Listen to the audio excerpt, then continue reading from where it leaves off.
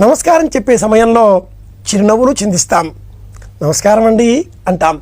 ఈ రెండు చేతులు ఇలా ఒకదాంతో మరి ఒకటి ముడి పెడుతున్నాం. ఒకటి మనకు ప్రతీక, రెండవది అవతల వారికి ప్రతీక. ఈ ఇద్దరూ సన్నికర్షగా ఒక దగ్గరగా రావడమే నమస్కారం.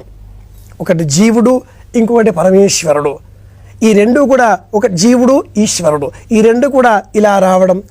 ఎన్ని భావనలు చెప్పుకోవడమో, లోకమంతా రెండు కాదు, లోకమంతా కూడా ఒకటే, అద్వైత భావన అన్నట్లుగా ఒకదానిలో ఒకటి ఇలా వేళ్ళు జొలిపి ఇలా నమస్కారం అండి, ఇది వినయం. ఇందులో మళ్ళీ ఇంకోటి ఉందండి, ఓయ్ నమస్కారం అండి అన్నామా, ఇది అతి వినయం అవుతుంది. అతి వినయం ధూర్త లక్షణం, అది మరొక అంశం. నమస్కారం మాత్రం ఇలా చేద్దాం. నమస్కారం అండి. ఈ నమస్కారంలో ఎదుటివారు పెద్దవారు, వయస్సులో, వివేకంలో, అన్నిటా గురువుగారు అన్నప్పుడు వారికి నమస్కారం మనం ముఖమండలానికి ఎదురుగా మన రెండు చేతులు జోడించి ఇలా నమస్కారం పెట్టాలి. ఉదయం పూట నమస్కారం చేస్తే ఇలా ముఖమండలానికి ఎదురుగా ఉంచి నమస్కారం చేయాలి. అపరాహ్న వేళ నమస్కారం చేస్తే నాభికి ఎదురుగా లేదా హృదయానికి ఎదురుగా ఇలా ఉంచి నమస్కారం చేయాలి. సాయంత్రం వేళన నమస్కారం చేస్తే రెండు చేతులు శిరస్సు పైన ఉంచి గోవిందా అని చేసినట్లుగా నమస్కారం చేయాలి. ఇది కూడా ఒక విధానం. ఈనాటి కాలంలో ఇలా శిరస్సు పైన చేతులు ఉంచి నమస్కారం చేయడం పరమాత్ముడికే చెల్లుతుంది. ఆ నమస్కారాన్ని పరమాత్ముడే స్వీకరించాలి కనుక వారికే అలా నమస్కారం చేస్తున్నాం.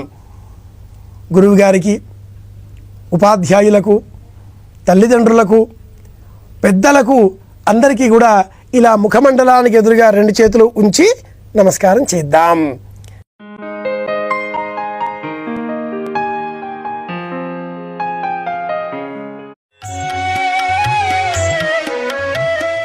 నమస్కారం చెప్పే సమయంలో చిరునవ్వులు చిందిస్తాం. నమస్కారం అండి అంటాం. ఈ రెండు చేతులు ఇలా ఒకదాంతో మరి ఒకటి ముడి పెడుతున్నాం. ఒకటి మనకు ప్రతీక, రెండవది అవతల వారికి ప్రతీక. ఈ ఇద్దరూ సన్నికర్షగా ఒక దగ్గరగా రావడమే నమస్కారం. ఒకటి జీవుడు, ఇంకొకటి పరమేశ్వరుడు. ఈ రెండు కూడా, ఒక జీవుడు ఈశ్వరుడు, ఈ రెండు కూడా ఇలా రావడం. ఎన్ని భావనలు చెప్పుకోవడమో, లోకమంతా రెండు కాదు, లోకమంతా కూడా ఒకటే, అద్వైత భావన అన్నట్లుగా ఒకదానిలో ఒకటి ఇలా వేళ్ళు జొలిపి ఇలా నమస్కారం అండి, ఇది వినయం. ఇందులో మళ్ళీ ఇంకోటి ఉందండి, ఓయ్ నమస్కారం అండి అన్న